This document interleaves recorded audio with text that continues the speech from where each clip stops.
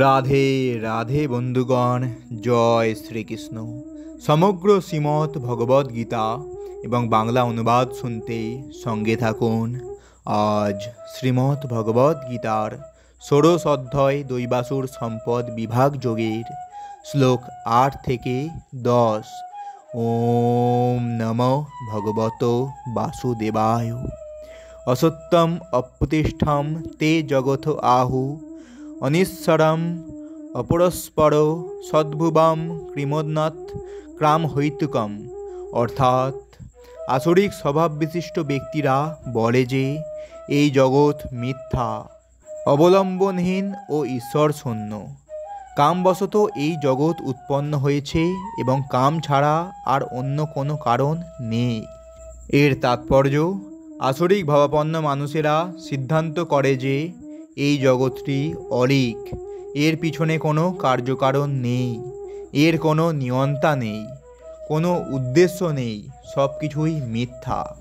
তারা বলে যে ঘটনাচক্রে জড় প্রক্রিয়ার ক্রিয়া ও প্রতিক্রিয়ার ফলে এই বিশ্বব্রহ্মাণ্ড প্রকাশিত হয়েছে। কোনো বিশেষ উদ্দেশ্য নিয়ে যে ভগবান এই জড়জগৎ সৃষ্টি করেছেন তারা তা মনে করে না। তাদের নিজেদের মন গড়া কতকগুলি মতবাদ আছে।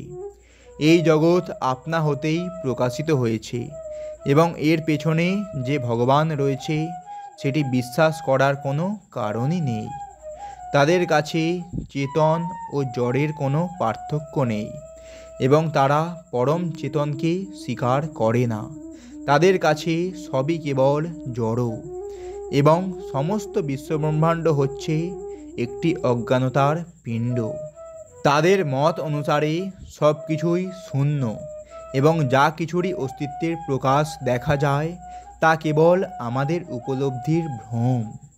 তারা স্থির নিশ্চিতভাবে ধরে নিয়েছে যে বৈচিত্র্যময় সমস্ত প্রকাশ হচ্ছে অজ্ঞানতাজনিত ভ্রম। ঠিক যেমন স্বপ্নে আমরা অনেক কিছু সৃষ্টি করতে পারি, প্রকৃতপক্ষে যাদের কোনো অস্তিত্ব নেই, তারপর যখন আমরা জেগে উঠব তখন আমরা দেখতে পাব যে সব কিছুই কেবল একটি স্বপ্ন মাত্র। কিন্তু বস্তুতপক্ষে অসুরেরা যদিও বলে যে জীবন একটি স্বপ্ন মাত্র, কিন্তু স্বপ্নটি উপভোগ করার ব্যাপারে তারা খুব দক্ষ। তাই জ্ঞান আহরণ করার পরিবর্তে তারা এই স্বপ্ন রাজ্যে আরও বেশি জড়িয়ে পড়ে। তাদের সিদ্ধান্ত হচ্ছে যে কেবলমাত্র স্ত্রী পুরুষের মৈথুনের ফলেই যেমন একটি শিশুর জন্ম হয়, এই পৃথিবীরও কোনো আত্মা ছাড়াই জন্ম হয়েছে। তাদের মতে কেবলমাত্র জড় পদার্থের সমন্বয়ের ফলেই জীব সকলের উদ্ভব হয়েছে এবং আত্মার অস্তিত্ব সম্বন্ধে কোনো প্রশ্নই উঠতে পারে না। যেমন দেহের ঘাম থেকে এবং মৃতদেহ থেকে কোনো কারণ ছাড়াই অনেক প্রাণী বেরিয়ে আসে, তেমনি সমস্ত জগৎ এসেছে মহাজাগতিক প্রকাশের জড় পদার্থের সমন্বয়ের ফলে। তাই জড়া প্রকৃতি এই প্রকাশের কারণ এবং এছাড়া অন্য আর কোনো কারণ নেই।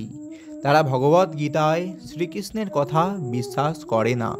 শ্রীকৃষ্ণ বলেছেন, আমার অধ্যক্ষতায় সমস্ত জড়জগৎ পরিচালিত হচ্ছে। পক্ষান্তরে বলা যায় অসুরদের জড় জগতের সৃষ্টি সম্বন্ধে যথার্থ জ্ঞান নেই। তাদের সকলেরই নিজের নিজের একটি মতবাদ আছে। তাদের মতে শাস্ত্রের সিদ্ধান্ত তাদের মনগড়া মতবাদের মতোই একটি মতবাদ মাত্র। শাস্ত্রের নির্দেশ যে প্রামাণ্য সিদ্ধান্ত তা তারা বিশ্বাস করে না। শ্লোক 9। ওম নমঃ ভগবত বাসুদেবায়। এতাম দৃষ্টিম অবষ্টভ্য নষ্টাত্তান অল্পবুদ্ধয় প্রভবন্তি উগ্রকর্মণ ক্ষয়ায় জগৎ অহিতা।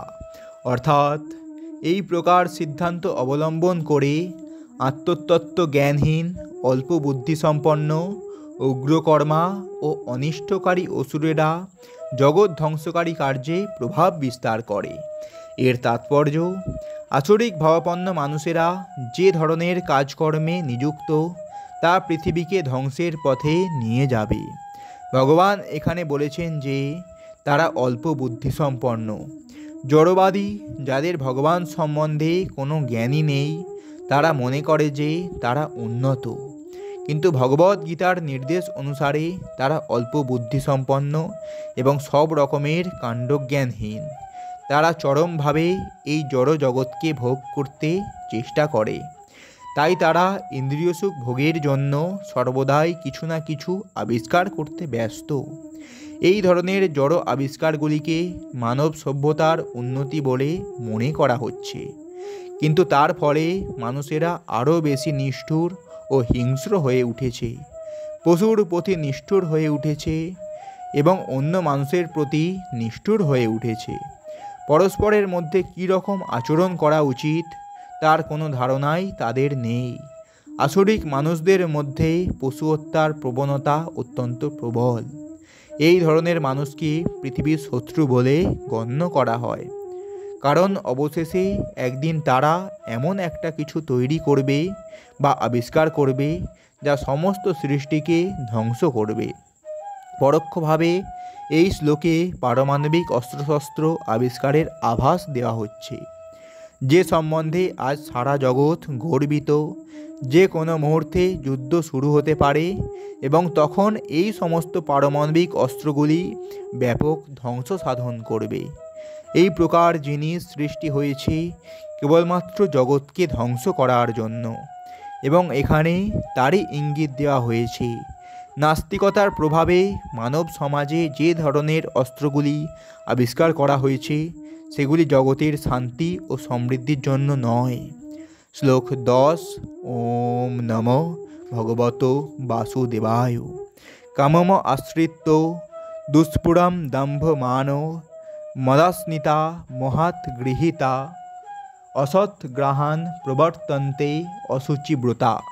অর্থাৎ সেই আসরিক ব্যক্তিগণ দুষ্পূরণীয় কামকে আশ্রয় করে দম্ভ, মান ও মদমত্ত হয়ে অশুচি কার্যে ব্রতী হয় এবং মোহবশত অসৎ বিষয়ে প্রবৃত্ত হয়।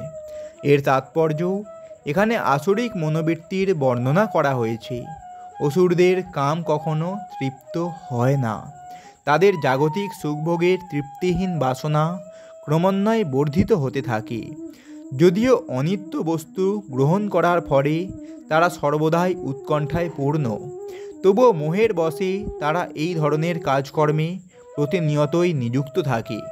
তাদের কোনো রকম জ্ঞান নেই এবং তারা বুঝতে পারে না যে তারা ভুল পথে এগিয়ে চলেছে। অনিত্য বস্তুকে গ্রহণ করার ফলে এই ধরনের আসরিক মানুষেরা তাদের মন গড়া ভগবান তৈরি করে, তাদের মন গড়া মন্ত্র তৈরি করে এবং তা কীর্তন করে। তার ফলে তারা এই জড় জগতের দুটি বস্তুর প্রতি আরও বেশি করে আকৃষ্ট হতে থাকে, যৌন সুখভোগ এবং জড় সম্পদ সঞ্চয়। অশুচিব্রতা কথাটি এই সূত্রে খুব তাৎপর্যপূর্ণ। এই ধরনের আসরিক মানুষেরা কেবল মদ, স্ত্রীলোক, মাংসাহার ও জুয়া খেলার প্রতি আসক্ত। সেগুলি হচ্ছে তাদের অভ্যাস। দম্ভ ও ভ্রান্ত সম্মানের দ্বারা প্রভাবিত হয়ে তারা কতকগুলি ধর্মনীতি তৈরি করে, যা বৈদিক অনুশাসনের দ্বারা অনুমোদিত হয়নি। যদিও এই ধরনের আসরিক ভাবাপন্ন মানুষেরা এই পৃথিবীতে সবচেয়ে জঘন্য শ্রেণীর জীব, তবুও কৃত্রিম উপায়ে এই জগৎ তাদের জন্য মিথ্যা সম্মান তৈরি করেছে। যদিও তারা নরকের দিকে এগিয়ে চলেছে, তবুও তারা নিজেদের খুব উন্নত বলে মনে করে। তো বন্ধুগণ, এটাই ছিল শ্রীমদ্ ভগবদ্ গীতার ষোড়শ অধ্যায় দৈবাসুর সম্পদ বিভাগ যোগের শ্লোক 8 থেকে 10। এইরকম সম্পূর্ণ শ্রীমদ্ ভগবদ্ গীতা এবং বাংলা অনুবাদ শুনতে আমাদের এই চ্যানেলটি সাবস্ক্রাইব করুন এবং সঙ্গে থাকুন। রাধে রাধে। জয় শ্রীকৃষ্ণ।